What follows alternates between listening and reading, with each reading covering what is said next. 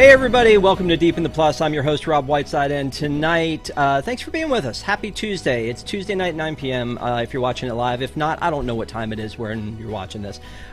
We have a very exciting movie to do tonight, and with me is the man who's the Pixar pal for me. It's Eric Wolf. How are you? Buenas tardes, buenas noches, señoritas y señores. Hello there. How are you? You know, there's going to be a lot of things I'm going to mispronounce tonight, Eric. I hope you have patience for that. We're going to be talking about Pixar's Coco.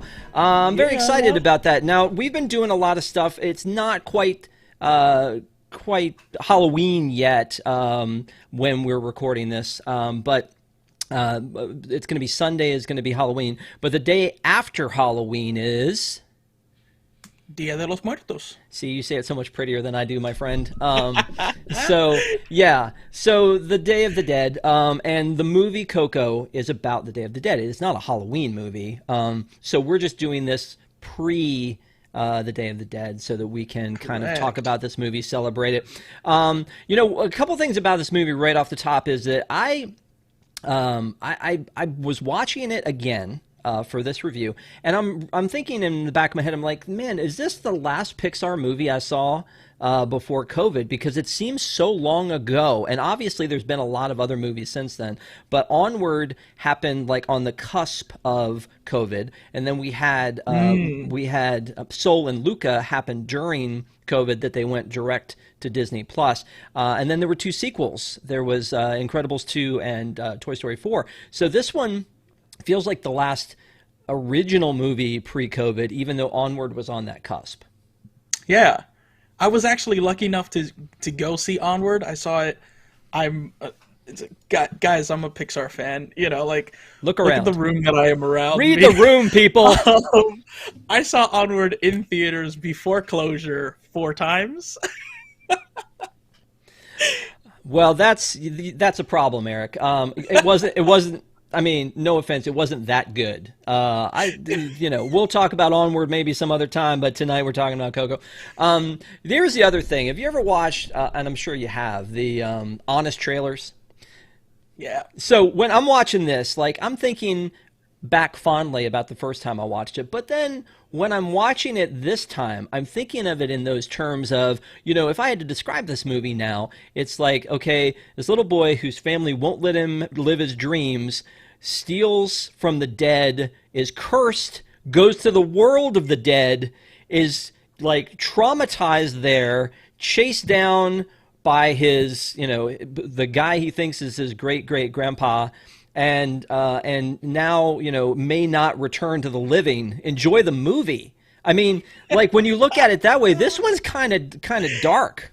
No? Yeah. Yeah, it's especially when you look at it like that.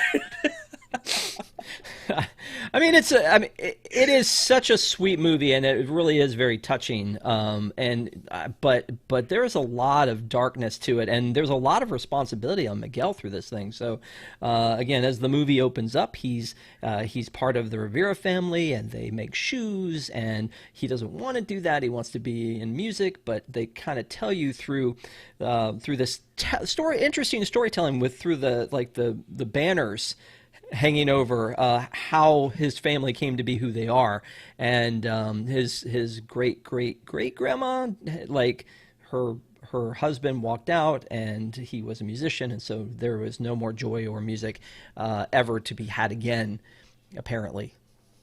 Yeah. It's a tale as old as time. It is. No música. Yes, exactly. So when they move on, they move through this story and they tell you that, now we know Miguel is this tortured artist. He's this young boy and he wants to be a musician. He loves music. It feeds his soul, but his whole family is no music. Don't tap on stuff. Don't play music into the, don't sing into the bottle. Don't do anything. Yeah. And I'm assuming that this is how all little kids are treated. Is that accurate to say that we crush their dreams and their spirits? I mean, I don't know. I would hope not. No. So when you've seen this movie, and I feel like because we've talked about this in the past about like inclusivity. What did this movie, when you watched this, like were you just so excited for it, and then did it deliver what you wanted it to? Is that too much to ask? Yeah, no, and not at all. And I'm glad that you asked that question. Yeah, the funny thing is, so I'm not Mexican. I'm Cuban. So I don't have that exact, representation that this movie delivers on, but it's still resonated with me because Hispanics, Latins, were still big on family. And at the end of at the core of this movie, the movie is about family. So definitely, like, it hit me. And just the fact that it's like, you have the big family, like, I have a huge family, it was one of those things. And then also the fact that they spoke Spanish in the movie, and it wasn't like Dora the Explorer. Like, everyone makes that Dora the Explorer like reference or joke, that it's like, oh, corre rápido, and then it's like, run fast. It's like, no, they didn't do that. They didn't like baby it. They just spoke Spanglish, what we like to call, we just speak English and speak Spanish. Sometimes some words might come out in Spanish, some words are going to come out in English, but we have that understanding, and depending on who we're with, and if Latin Duchess is in chat today, she knows, because we went out to eat during our huge 50th celebration that we had, Jamboree, and we were talking Spanglish. We were just talking Spanish, talking English. So yeah, no, like, this movie really, to me, was not even, it represents the Mexican, this Mexican holiday, and very much important. But as a Hispanic and as a Spanish speaker, it resonated to me beyond that, because it hasn't been done yet. Disney hasn't done it. Yeah. No, I agree, and it's something that should have been done. And the other thing about this being so steeped in the Hispanic culture, but more Mexico than just Hispanic, right? So it's telling stories that we haven't necessarily heard before, and I think that's the trick for Pixar, right? Is that they've had so many movies, they've tried to tell so many stories. They told the story of the monster world, and they told the story of a bug's life and the toys and what's happening with them. And I think that they're really getting to the point where they're like looking at, what do other cultures and what do other like pockets of culture tell us that we can tell in a story? I think that's what we saw with Brave. I think with Brave, it was like, hey, here's a culture that we know very little about, but that we can kind of tell a story and have it be authentic and really, kind of resonate. And I think this one is even more authentic, because it feels like this could have been an actual thing that happened in a lot of ways. Let's forego the supernatural side of it, but Miguel in the village where he lives, and the things that his family and them all working together, and how important family is, and the ofrendas and all that stuff. It really felt sort of more like grounded in reality in that part. Yeah, something that I really enjoy that Pixar has basically what's the word that I'm thinking about? They've created in their studio is a culture trust. And they had a culture trust for Coco, they had a culture trust for Soul, because they don't want Pixar isn't in the realm, and they don't want to be in the realm of telling these stories that are culturally sensitive, or culturally, in that culture from a certain point of view, from someone looking from the outside in. What they want to do is show these cultures and show these stories from the inside out. No pun intended there. No, you really. I was gonna say, I'm not sure you're allowed to say that. Go on. But yeah, that's something cool that I really, really enjoy that Pixar has done now, is have that culture trust for these stories that they want to tell, because it's important to tell, because there's animators and there's storytellers and there's people that work at Pixar that have stories to tell, and it might not always be a monster story or a toy story or anything like that, but the stories are still capable and still important to tell. So yeah, I love it. Well, and you know, they've got interesting stories still to tell about adolescence with Going Red, and then they've got this, you know, the kind of the behind the scenes with Lightyear. So there are some other things coming, but I do think that that's really the trick, is to tell these brand new stories. I think that with Disney animation and Kanto, that looks very original. So I can't wait to see how that one looks as well. So I feel like this one like had a good premise. I feel like it had a good start. They introduced it at D23. They had a full band. It was amazing. Benjamin Bratt came out and he sang.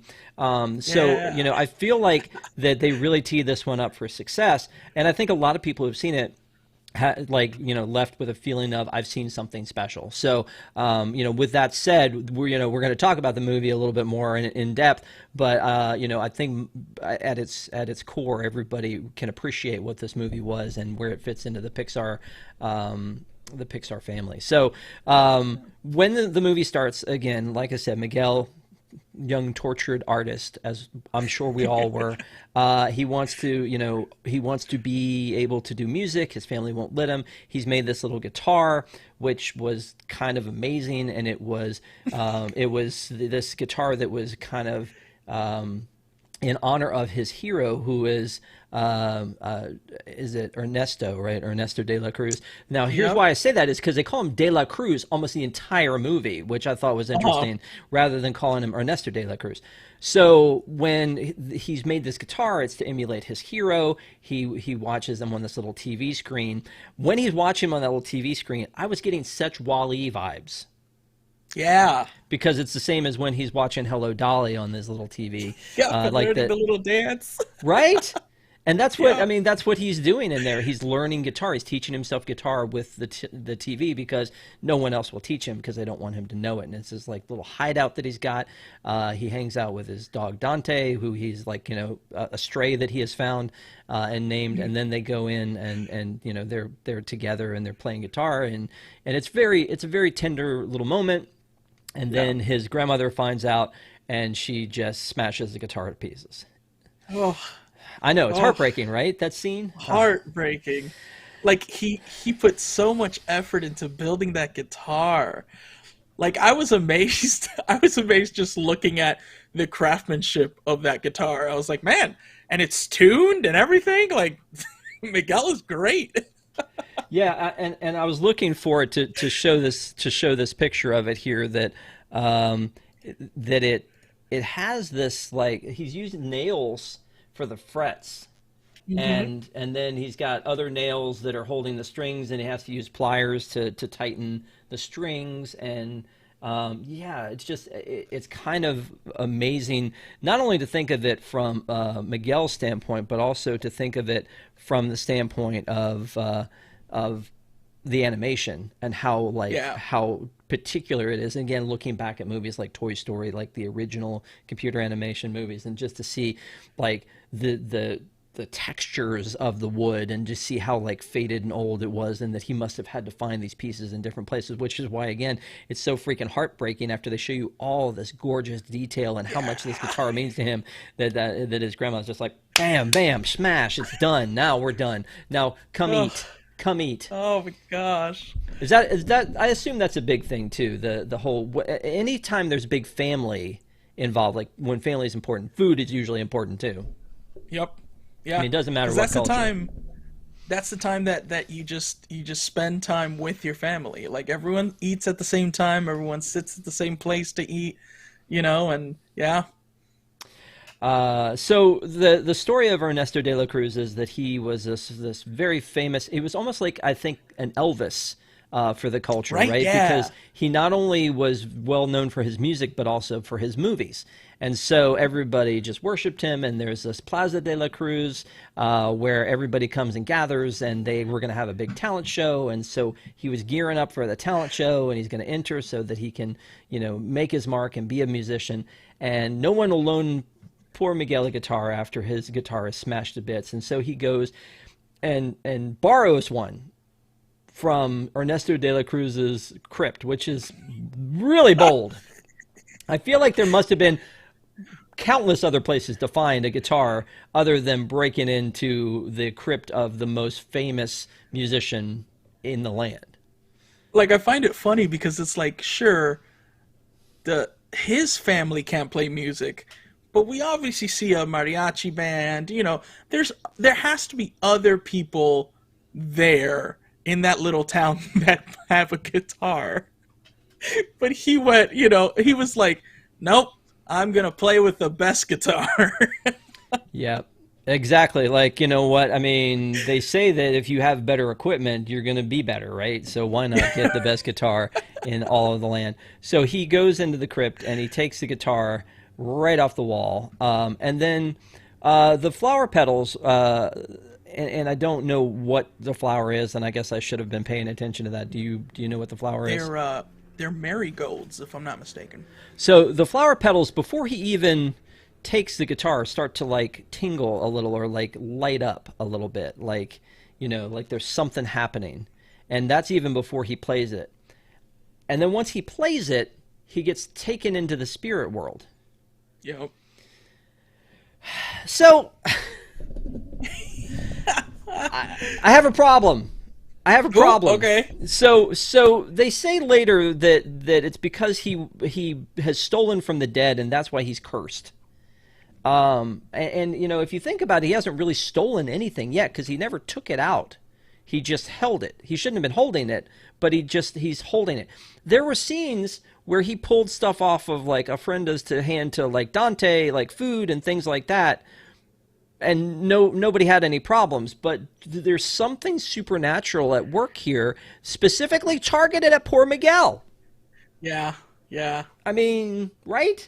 I can see that. So, I mean, that's a question I didn't ask the first time, is like, what was this magic that made Miguel cross over to take someone from the living world and basically kill them, right? I mean, he's been taken to the land of the dead, and he's still alive, but I mean, it feels like there's an unsettled thing of to why Miguel, why in this moment he would be taken over to the other side with the guitar. Yeah, like it's very much just a big old coincidence. Like you would think, right? Yeah, a big old coincidence. Is it because he was the only one willing to take that guitar? Like everyone else was very much like, "Ooh, no, like that's De La Cruz's guitar. Like you can't touch that. Like this and that." And he was the only one that was willing to? Was it like destined for him to finally go meet his, great grandfather? Like. I'm not sure. So here's the other thing, though, is once he has stolen the guitar, quote unquote, stolen it and played it, and is now on the other side, he's glowing, which, interesting little thing that he can do. But he's starting to see all the dead people around him, and then he's scared to death. Again, pretty intense for a movie that is theoretically for children, right? So yeah. The story, kids, is take something and you're dead. That's the takeaway from here. Just don't take anything, or else you're dead. Don't do it. Right? I don't know. I mean, Aladdin took a lot more. He took so many more things, and he almost got his hand chopped. And you got to keep one step ahead of anyway. So when you go in and you see like how scary this is, and all the skeletons that are walking around, then all of a sudden he sees familiar skeletons, and he's cool. He's cool with it. He's like, "Oh, hey, you're my family. I know you guys." What were you going to say? Can we backtrack just a minute? Sure. So, something that I think they did really well in that particular scene was actually, like, yes, the way he reacted and that point of view that we see was very jarring, but at the same time, the skeletons that we do see are very calm. They're not like, quote unquote, like typical like jump scary or anything like that like movies normally do. I think they animated them very well, because all of them, because of the fact that the celebration of Day of the Dead is, where you go and you celebrate with your with the loved ones that passed away, everyone's very much just there, like very welcoming, I guess you can say. So everyone that's there, that's human, that's alive, is very much just like, oh, we're here and we're here to spend time with, our loved ones that passed away. And then from the other side, you also see the skeletons just being like, oh my gosh. Like, I think in that image that you put up, they were like, wow, she's grown so much. Like, so it's not as jarring as it could have been, I think, for being the fact that he just, quote unquote, died and went to the afterlife. Yeah, no, you're right. I guess I can go with that, but again, it's pretty intense. So before we go any further into the movie, let's talk about some of the cool things that Pixar always hides in the movie, especially the Pizza Planet truck. It was so fast in this movie, but it was so obvious, which I liked, because in a lot of movies, it's not obvious. Mm-hmm. And this one, he's just looking out the window, and the Pizza Planet truck drives by. I thought that was really cool. That was good.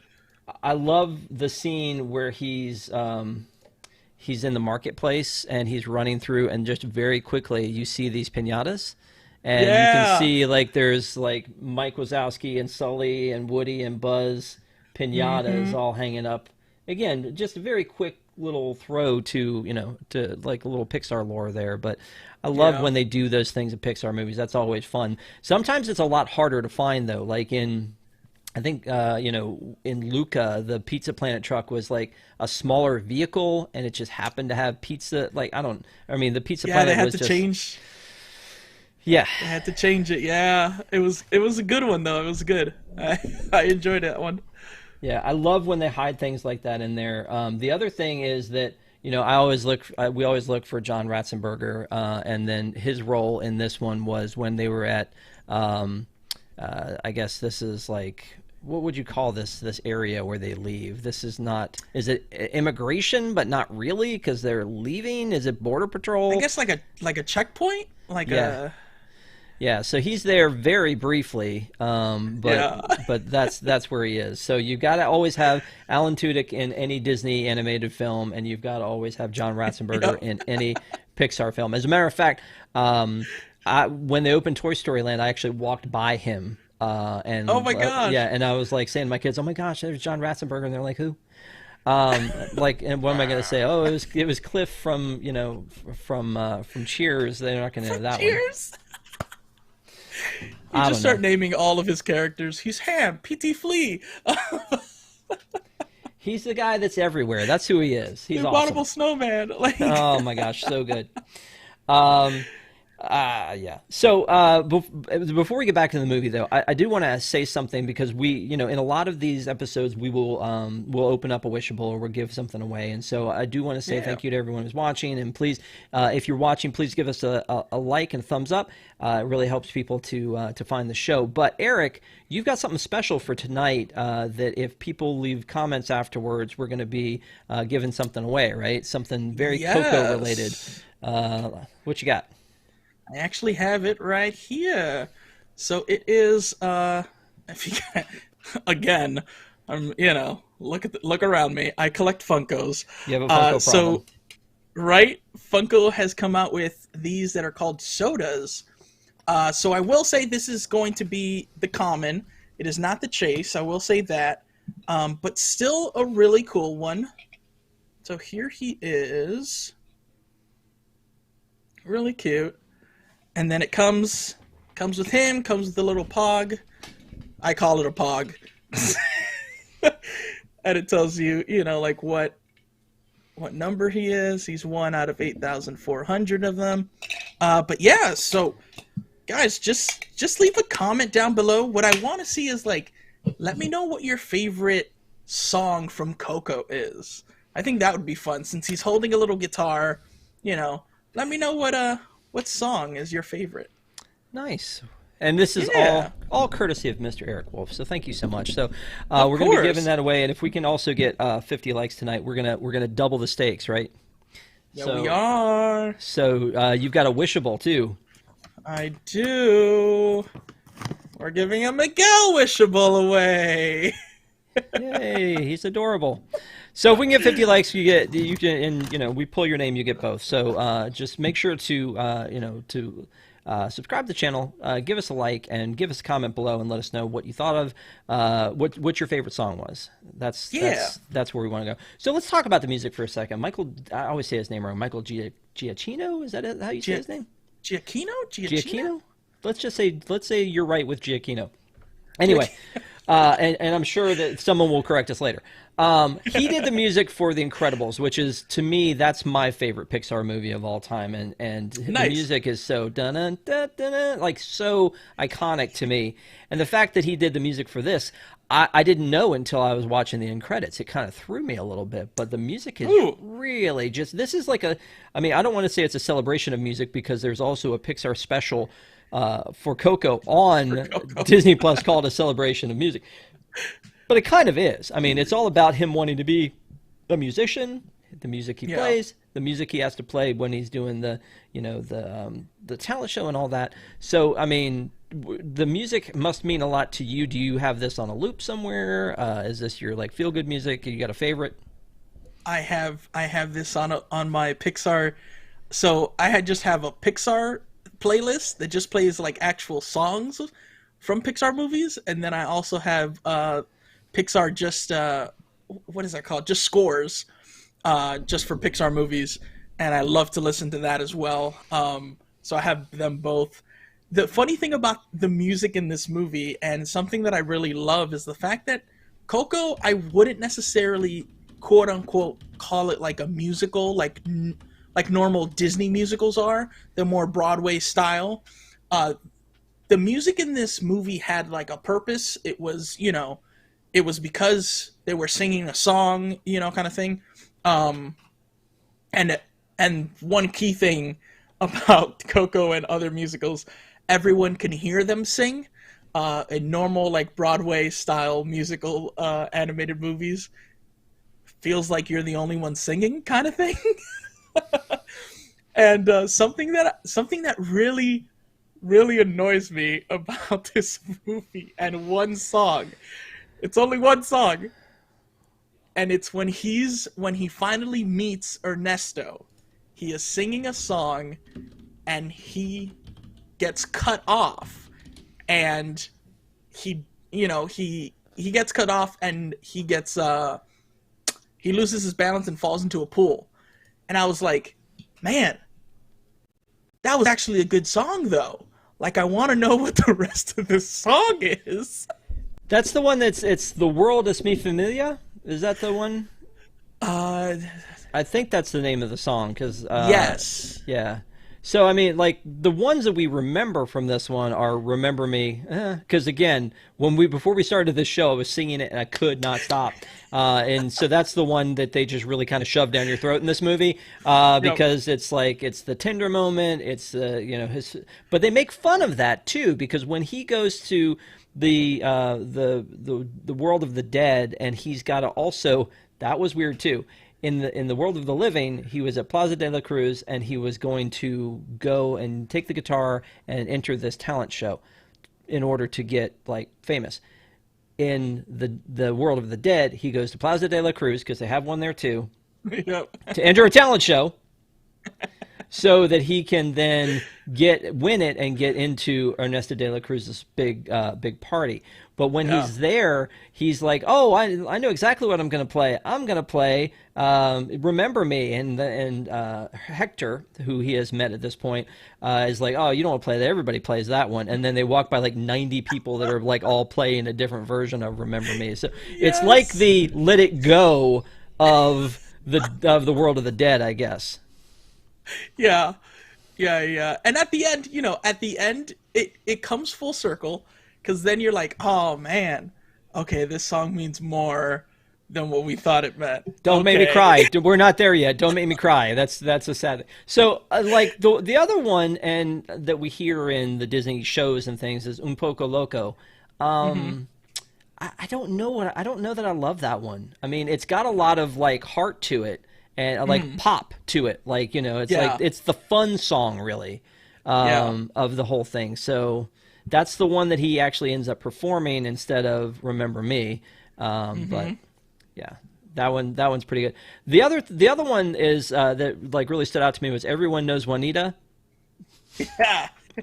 Which is kind of a tongue-in-cheek funny, but it's also kind of sad because he sings it as like a dying wish to his friend Cheech.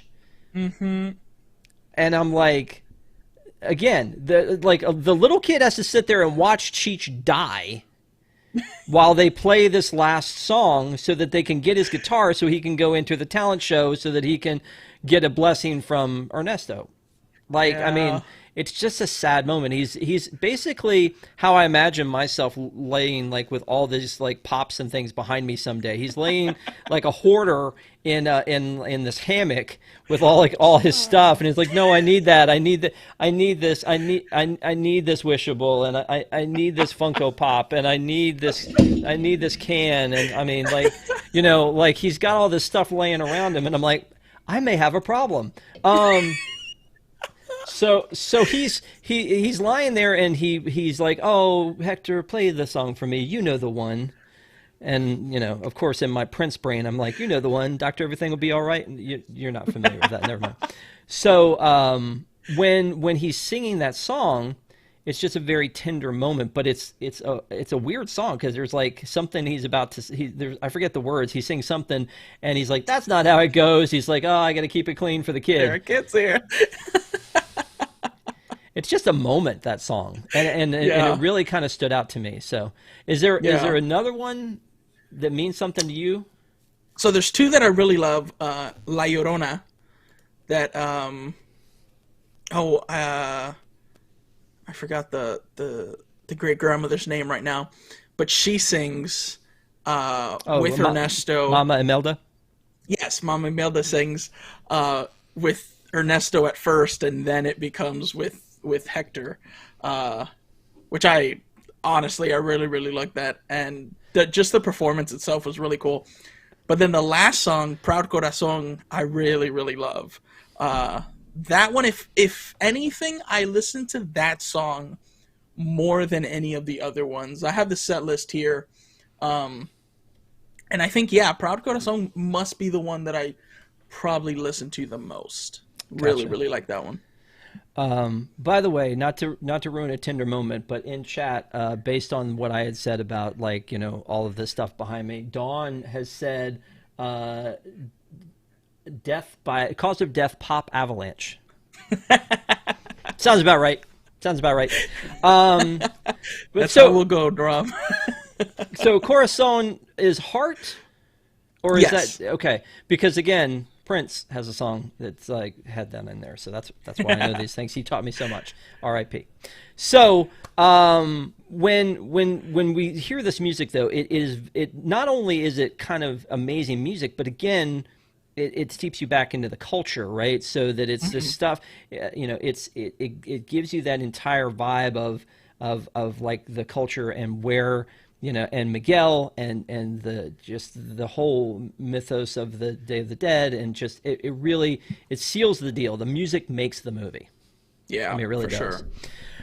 Sure. So they've gotten to the world of the dead, or he gets to the world of the dead, and then he finds out that, you know, there's this guy Hector who can't get out because his picture isn't on an ofrenda somewhere, and so they're really strict about that, aren't they? That seems mean. Yeah. It seems a little mean. They're like, nobody has a picture of you. You can't go back. Sorry. Like, that's a tough rule. But of course, here's the other thing about that is that if this was my culture and I was a little kid and I watched that movie, boy howdy, would I always have everybody's picture up, because I'm just like, no, I'm going to ruin it if I don't do this, right? Well, it goes back to the whole point of it, and it's very much to remember, you know, your family and remember where everyone came from, you know. So yeah, it's touching, I guess, in a way. It's touching, I get, you know. Yeah, I mean, but also again, they're tough on this. So Mama Imelda can't get back to the world of the living to visit her family because unbeknownst to anyone, Miguel has taken her picture off of the ofrenda because he saw it, opened it up, saw that there, like he thought maybe Ernesto de la Cruz was his great great grandpa, and so he brought this picture with him to the world of the dead. So once he gets there and they figure that out, she's like, okay, I'm gonna send you back, but when I send you back, you have to promise you're never gonna play music again. So just to show how honest kids are, and keeping promises, etc., he says okay. He goes back, and then he realizes, oh, I've still got time to make the talent show. Grabs a guitar again, and instantly he's back, back there again. So, but at that time, he decides at that point that instead of taking her deal, he knows now who he thinks is his great great grandpa, Ernesto, is in this world and will be the one to send him back, along with the ability to follow his dreams, because he'll understand. And so then he runs away, and now there's a human boy on the run, or a living boy on the run in the world of the dead. It's interesting at that point to me, the rules of the world of the dead, right? There are rules. There are different things that are like true in this world. And one of the things like that they mention right here is like, he's like, hey, I'm going to go to the bathroom. I'll be right back. And so he shuts the door and leaves. And then the guy's like, does he know there's no bathrooms in the world of the dead? Yeah. So, I mean, that's a good note. So if you're ever in the world of the dead, don't, make sure you go first. But it's a beautiful world, and I'm looking for a good picture of it, but I don't know why it looks like this. Like, why is it all packed? Part of it also, this reminds me of Pandora a little bit for some strange reason. Maybe it's like the bioluminescent glow, or the fact those look like floating islands. Why is it all stacked up like this? Like, why is it not sprawled out a little bit more? What is the rule in this world that everything has to be compacted into one space?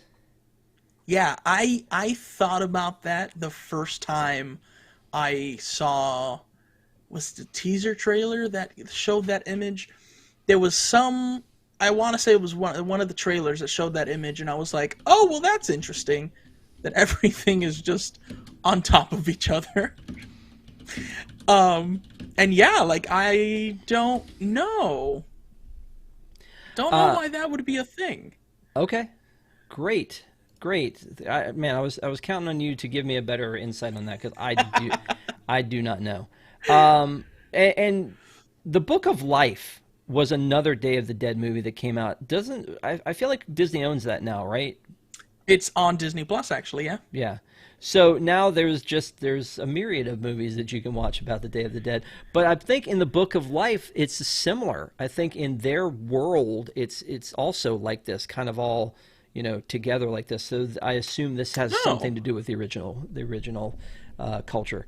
But it's really neat the way that this city looks, though. I mean, again, just taking another look at it from a strictly, like, again, think back to, like, Toy Story 1 or some of those original Pixar shorts. What strides we've made in those years.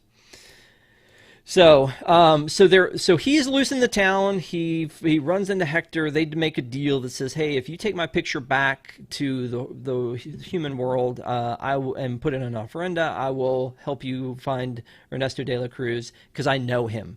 And so I think that Miguel doesn't really necessarily believe he does, but he's like, he needs help. And so then he's like, I know how we'll do this. We'll go to the plaza, and when you'll enter the contest, and you'll get taken to his party. But first, I need to stop and watch my friend die, get his guitar, and then we'll go play my dead friend's guitar at the thing. So, but the other thing that they mention here is like, the final death is what they call that. So it's like he's dead again at this point, which again makes it very scary that not to remember your family, because this could happen to them. What were you about to say? You're about to make a very valid, very, very concise, very important point. Go. Well, you mentioned in the oh my gosh, in the world of the living, the fact that Miguel had to steal that guitar from Ernesto's, like, shrine. It's funny how we have similar problem in this instance as well. That it's like, oh, Hector's like, oh, do you have, do you play something? Do you have anything? And he's like, no, I don't have anything. And it's like, oh, what are we gonna do? Steal it from the dead. Oh, I guess we'll go. It's just so weird. Yeah. So they're gonna go, and then they decide that I think at this point they've decided that they can't get in that way, so they're gonna find out where he practices. Was that before or after? I can't remember. Uh, where they go meet Frida Yeah. No, was, they meet Frida first. yeah, Yeah. And Frida, poor Frida. Frida's used a lot in this, and the eyebrow thing comes up a lot. But apparently she works for Ernesto to make his sunrise spectacular just that much yeah, more his spectacular. His little party. So she the brings dancers and stuff. So yeah, so they're in talking to Miguel, and she's kind of workshopping her deal with him and showing the weird. This was weird, dude. This was freaking weird.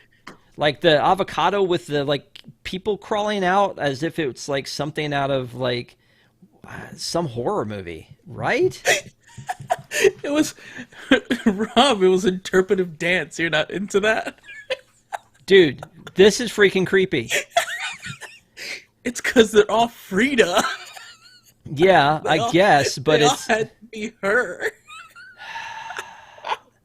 yeah, I interpret this dance as creepy is what I interpret this as. Coming out of the avocado and then like the whole like the teardrop thing coming and like I don't know, dude. That was a little bit over top. And I know it's supposed to be. But then of course Miguel's like suggests that there needs to be some music with it and then they've helped out there, but that's when they meet the band, and the band says, hey, the people who win the prize and the square will be the ones that get to go to the party. And then he goes and he plays his sad song, and then gets the guitar, and then they perform, and they don't know if they win because Mama Imelda has sniffed him out. Then and she might catch him, so he has to run away. And there's a really neat scene where he's running away from her, and he slips through the bars of an alleyway gate, and then they have to talk to each other, but he's safe at this point from her grasp because he can't get to her. So he learns a little bit more about her and her life there, and I think that was a really neat moment and a really neat way to do that too. Yeah, yeah, because of the fact that like his grandma and I feel like his family just don't explain it to him. It's one of those things. It's like, well, why can't I, like, do it? And it's like, oh, because this guy left your great grandmother. And it's like, okay, but that was that guy. Yeah. Like, it's like, that doesn't mean that I'm gonna abandon my family only because I love music as well. So. Yeah, the fact that she took the time to just like talk to him and kind of like explain her side, I think was really touching. Let's talk about these guys, the little spirit guides. Yeah, I mean, these dudes, like, oh, they're so cute. And this is one of those things that maybe I had seen when I went to Epcot and was like, oh, those are really neat. I have no idea what they are, and so I feel like there's a little bit more of an explanation about what these guides, these spirit guides are and what they mean. And the correct pronunciation of that, you got to help me out. Alebrijes. Ooh, say it again. Alebrijes.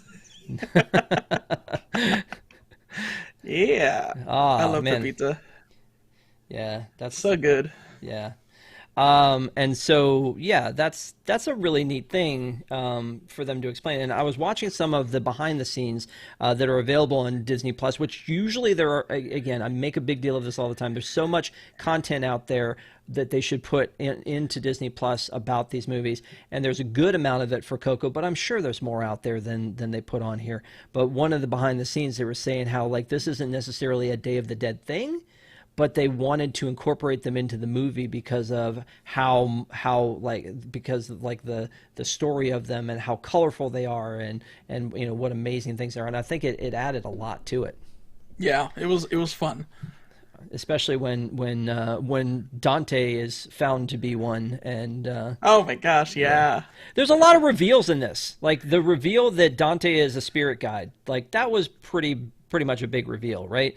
And then the reveal that Hector is, I assume at this point, that you've come this far with us, that Hector's his familia. Yep.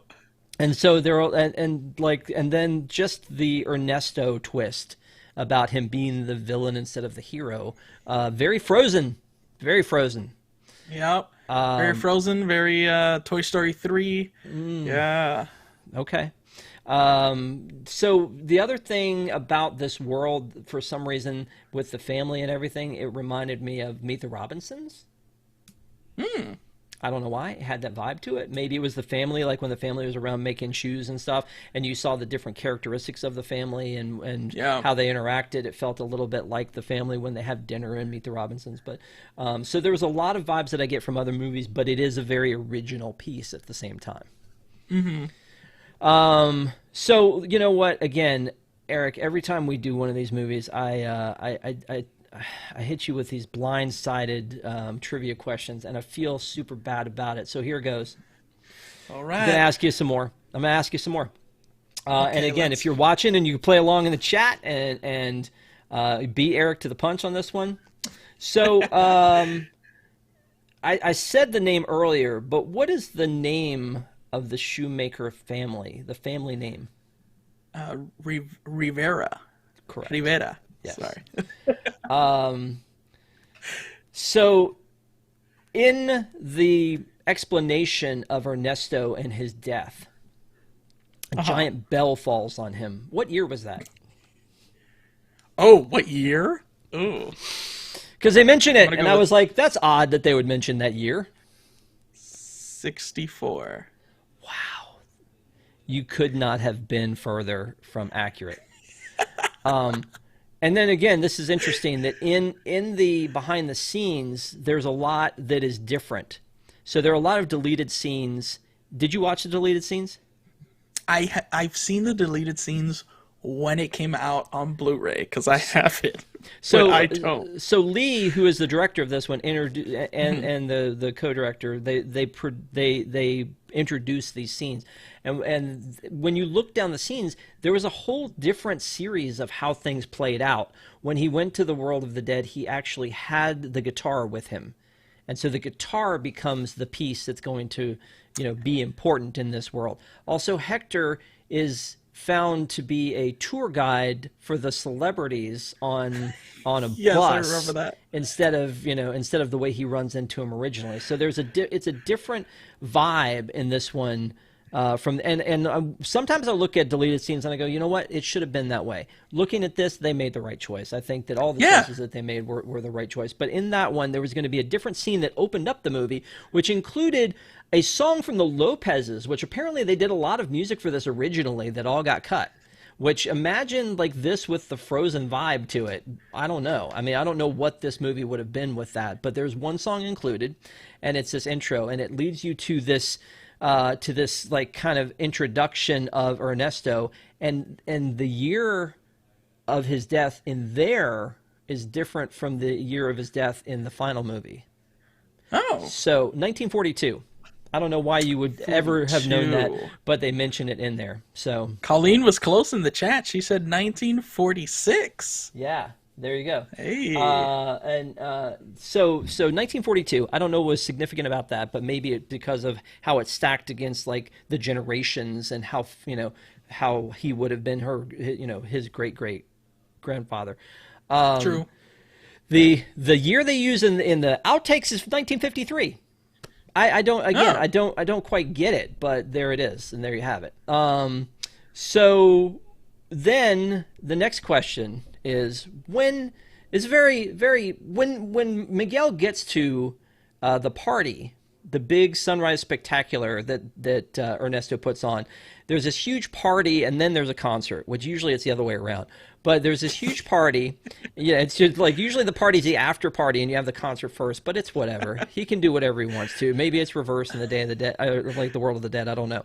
So when he gets there, the party before the sunrise. yeah, and it's a heck of a party too. I mean, there's like one of the spirit guides is a porcupine and has like little like franks and bean or like little like pigs in a blanket on him. That seems inappropriate for like a heritage spirit guide to be walking around serving hors d'oeuvres. If anything, that should have been our main sign that he was the villain. Yes, you're right. Putting these poor kids to work like that.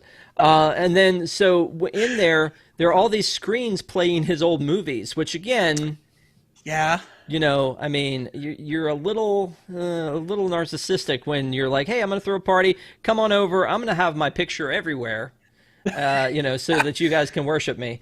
So when he's got the biggest thing, yeah, he's got those up there. In one of the movies, he has a horse that he's riding. What is the horse's name? Oh, I knew it.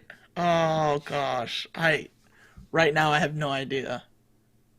I'm waiting to see if anybody pops up in chat. But the horse's name, and when they named it, I was like, "Are you kidding me?" The horse's name is Dante. That's where he gets the name from to name the dog. Oh my gosh. Okay. So wow. There's that. The last question I had for you was something that probably you wouldn't know, which is when he goes to the I guess it's like a cemetery where all of the, you know, ofrendas are and all of that. What's the name of that specific cemetery? You'd never get it. Panteon Santa Cecilia. Okay. It's right there on the sign, dude. You weren't paying attention. I wasn't. The Dante one and it was probably the only fair question there, and you spiffed that one. So there you go. Dante there, one, yeah. There Gosh, it is. That's good. So yeah, so that's, I mean, the movie is, you know, reaches its what seems like the beginning of the third act when you find out Ernesto's the bad guy. He takes Hector off. He refuses to let Miguel go back to the human world with his blessing. He throws them both in this weird pit, which I guess he happened to have available. There's a premium on land to the fact that they have to stack their houses on top of another, but Ernesto's got a pit of despair behind his house. Oh gosh. So, you know, he throws him in this pit. Pepita finds Miguel, which he's good for him.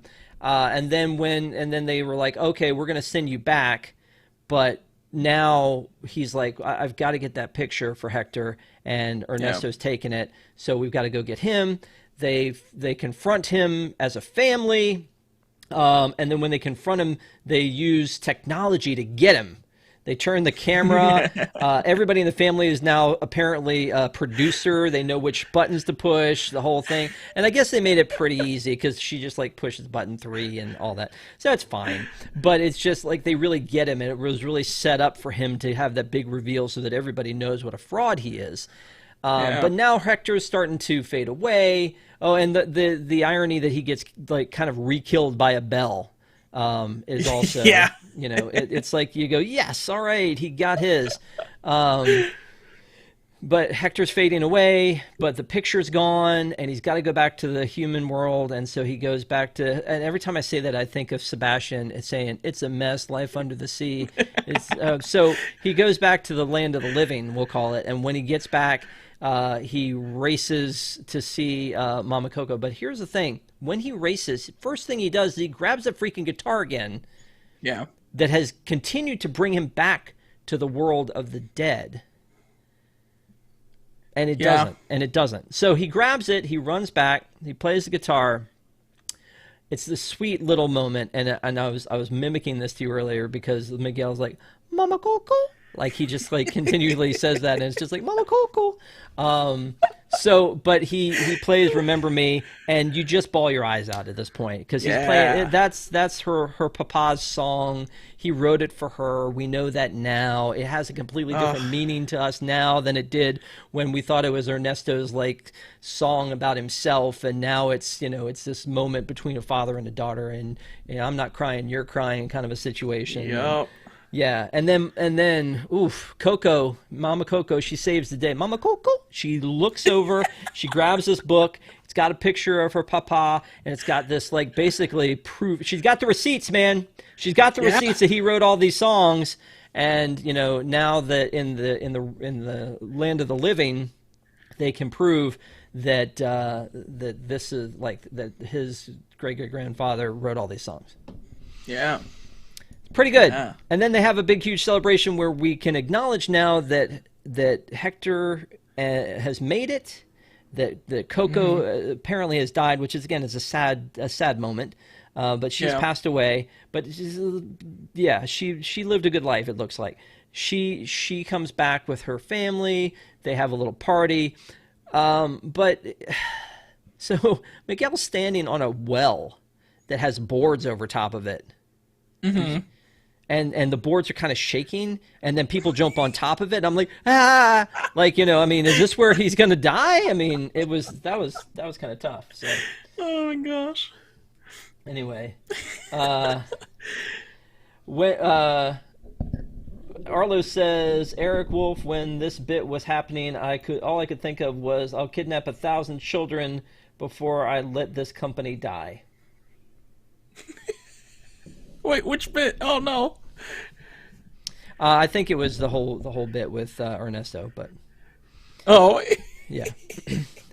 We didn't talk too much about cast at all. Benjamin Bratt and Gabriel Iglesias were the only two names I recognized in the in the list, and Benjamin Bratt played Ernesto, and Gabriel Iglesias played like the clerk in the kind of like that immigration office thing, whatever. So that was, I thought, interesting. I don't. The gentleman who played Hector apparently is a huge deal in Spanish culture. I don't know him. Mm-hmm. And then the one who the little boy who played Miguel, what is his name? Because he was recently at Epcot. Anthony Gonzalez. He was recently at Epcot performing as a surprise concert for people. At the American Gardens Theater. So with Mariachi Cobre too. Yes. Say it again. Yeah, with Mariachi Cobre. Yeah, I just call it Mariachi Cobre. That's what I call it. So that's fine. Yeah. So one of the things that we've talked about a lot is we talk about the park. So obviously you can't make wishables unless there's a park to tie in, right? That's the rule. This was a stretch. But I'm so glad they did it. I mean, yeah, me too. Like, yeah, these were, but I mean, this was like the Plaza de Familia, which is at Disney's California Adventure, is what they said this was from. Mm-hmm. So I'm looking for the photo that you've sent me of that, and here it is here. Actually, let me make this a little bit bigger. But I mean, I don't know if you've ever seen this in person, because I've seen it. It's kind of cool. They have like, over near Paradise Pier, Pixar Pier, between Pixar Pier and like the Little Mermaid ride, there's this gardens area that they've renamed the Plaza de Familia, and I think they originally did it for like Three Kings Day maybe, or maybe the Day of the Dead, and they just left it there. Originally, so it opened up. Let's see here. It opened up in 2017, right before the movie, and it was to celebrate the movie and Day of the Dead. Gotcha. Okay. Yeah.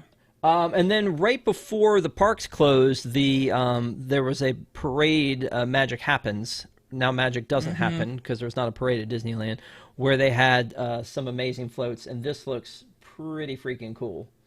Yeah. So they had some Coco floats going on there. I wish I had been able to see that. I don't know. It looked pretty neat. Here's another another shot there with the marigolds and the Yeah. so and then there's And Miguel. Dante is on the bridge, and he comes out as his regular dog form, jumps into the bridge, and then comes out as his Alebrije form, which is Nice. so cute. What is this from? You sent me this picture. What is this from? So that is actually this was, oh, I didn't put a date, but it opened up musical segment added to Follow Your Dreams at Hong Kong Disneyland. Ah, gotcha. Okay. Yeah. Well, and So it's a then castle show in front of the Hong Kong Disneyland castle. And that uh, actually opened this year. okay. And then I believe this actually at Epcot. Yeah, so Maria Chicobre presents a story of Coco, which is at the Epcot, or was at the Epcot Pavilion, and that opened in August of 2019. Yeah, there was a time that you, like, if you saw the show and then after the show, they would be able to, like, take pictures with you. So I had to. That was so cute. Yeah, that's amazing. So there have been some things where this feels like, I feel like there was something else I was thinking of recently, where it's like they keep trying to sort of infuse things into the park, but they don't go over the top with it. This is the scene from Mickey's PhilharMagic that's been added to the one in California and is being added now to the one in Florida. I can't wait to see it in Florida because the one in California, the screen's very small in comparison, so I can't wait to see it in the full surround Oh yeah. of the one in Florida. So when that opens up, you'll have to let me know how that goes. Yeah, that should be fun. But then the final thing I want to talk about with the parks is that they've added a little, like, kind of an area to the front of the Mexico Pavilion that says "Remember Me," celebration of the Dia de Muertos, and so in here. They've got a little bit of a museum thing, and they've got some pictures that change, like they have the faces on them, and that was closed after COVID, but they're open again, or at least they were the last time I was there. But there's been a rumor for a long time that the Mexico Pavilion would be taken over by Coco, that maybe the Fiesta, the Grand Fiesta Tour would become a Coco boat ride. Do you like that idea? I'm assuming you do. I wouldn't mind. Yeah, I honestly wouldn't mind. I think they should, if they're gonna do that, they need to put the Three Caballeros, I think, somewhere else. Like I think they both need to be represented. Okay. But yeah, I think that'll be really cool if they can do it. Well, and I have mixed feelings about it too. I feel like it would be more authentic to the culture, like the River of Time. And we talked a little bit about this on Park Center this week. We were going through some of, like, what I call Lost Disney World, and that's a series we're going to continue to do on Park Center for a little while, of things that over the 50 years have come and gone. The original River of Time, El Rio de Tiempo, was really more authentic to the culture, but it was also a little bit more scary and a little also maybe more boring. So it was really neat to infuse some excitement for families and kids into that with the Three Caballeros. But I feel like Coco fits there. So as much as I do love them as well, and I think there is a place for them, I don't know. I don't know that I would hate the idea of infusing Coco in a little bit more, whether it's into the attraction or maybe make another attraction. Maybe Yeah, you yeah. could add another attraction that had a separate entrance, kind of like Soarin', where they built a theater on the backside, and do something else with it, because I do think that this is a great property, and I'd like to see them do more with it. Yeah, and my thing with infusing characters, and which is the reason why I don't mind this, is that it just needs to make sense. You can't just throw in any character anywhere. Like, this makes sense because this is about the Mexican culture and about the Mexican holiday. So to put it at the Mexico Pavilion just makes sense, because you're at the same time you're educating people about the culture and about the celebration and the history. So I think that's like a perfect fit for Coco if you're gonna put him in the parks, you know? Yep. And now there's also a scene in Harmonious. Everybody's favorite new show, Harmonious, basically it's like kind of the finale, right?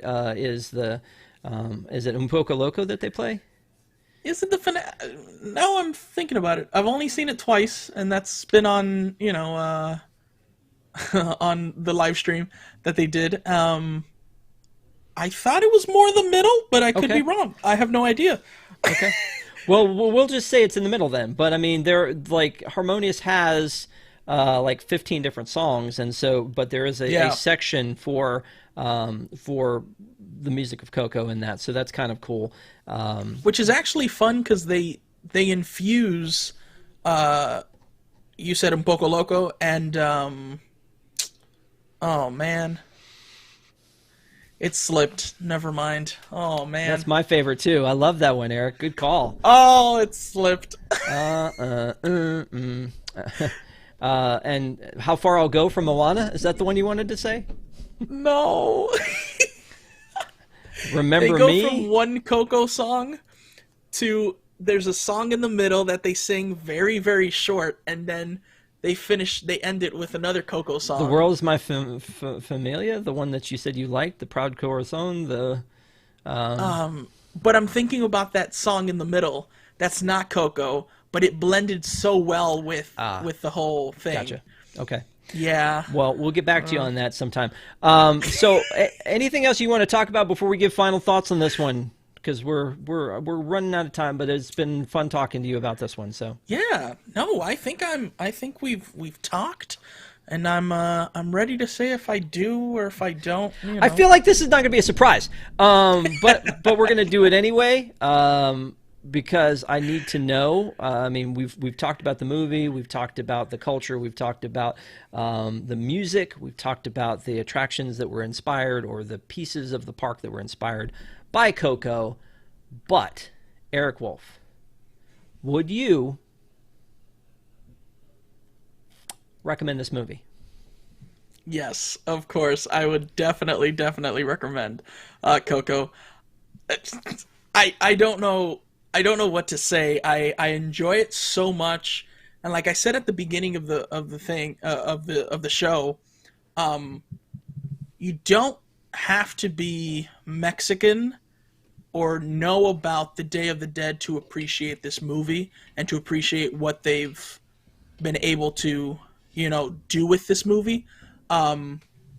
It's just an amazing movie that they've done. And if you are Hispanic and if you are, you do know Spanish and stuff like that, it's awesome to see, a culture very close to us being represented. So yeah, I just love this movie a lot. If anything Coco pops up, I try to start grabbing, Coco things because I just love it. I really do. It has become one of my favorite Pixar movies, for sure. Awesome. So, you know what, for me, I mean, I think we've kind of like celebrated this movie from the beginning. For me, it's one of Pixar's best. There are a lot of good Pixar movies. I find it hard to hate any of them because I think they all bring something to the table, and I know that every time a new one comes out, every one of them is ranked, and I think in some of the rankers, Coco ends up top 5, if not number 1. But I really appreciate that this is a story that I didn't know. It was an original story. It was a story, again, that kind of gave me a glimpse into a different culture, which I love seeing that. And it was definitely a fun one to watch and then also to rewatch. I think I learned a lot more about it watching it the second and third times because I've watched it a few times, probably not as many times as you have, Wolf, but I watched it several times. I really like the music, which is very important to me in a Disney or Pixar movie anyway, is the music. I really like the characters. You really kind of become attached to the characters in this one very quickly. And I think the animation is just absolutely beautiful. I think they did an amazing job. And, I keep comparing it back to like Toy Story 1. And, that's not a fair comparison, but just to see how far they've come, from the original and computer animation they were doing to now. It is so breathtaking to see this movie. They find new ways to do things all the time. I really, really think this was the most recent great Pixar movie to me, even though it was a 2017 movie. The stuff they've done since then have been good, but it hasn't really touched me the way this one did, because of things. It's a very sweet, sincere movie, and I don't think you have to watch this to enjoy the things that you see in the parks. But I think that, of course, I think when you hear that music in another show, or when you go to watch this, it really does. It really is better if you know the source material. So I would absolutely recommend this movie to anyone in a heartbeat. Sometimes I'm on the fence about it. Not at all in this one. I think I would definitely recommend this one. So, again, let us know in the comments what you think about the movie. But most importantly, let us know what you think about the music, because Wolf has, again, generously given up this very cool Funko can pop. So we didn't get to the 50 that we needed to get there. So if we can get there, and I mean, we have 43 people watching now. We have 30 likes. If we can get just 20 more likes real quick, we'll throw in the Miguel, but the Miguel wishable. But we got a wishable. Yeah, at the very least, we appreciate you guys watching. And we want to hear your comments back on this one. Now, next week we will be back with National Treasure is the movie that we'll be reviewing next week. And then, we're going to be getting into Christmas season pretty soon. But as it's still not Halloween at the time of this airing, there's a lot of Halloween movies we've done, including Wolf and I did Twitches. We did Haunted Mansion, Muppets Haunted Mansion, and we did Zombies, where you came right, you came proper, dressed with your zombie gear. So that was pretty cool too. So thank you, Wolf. I appreciate it. I know you're a huge Pixar fan, so it's really fun to review these with you. We'll have to pick another one out of the Pixar collection to talk about at some point. But definitely. I know I've already made you do Good Dinosaur, and now we've done Coco, so maybe we need to find something in the middle. So. There's a holiday special, so we might do that. True. That may be on the docket in the not too distant future. So again, thank you guys for watching. We appreciate you. Have a great week, and we will see you next time.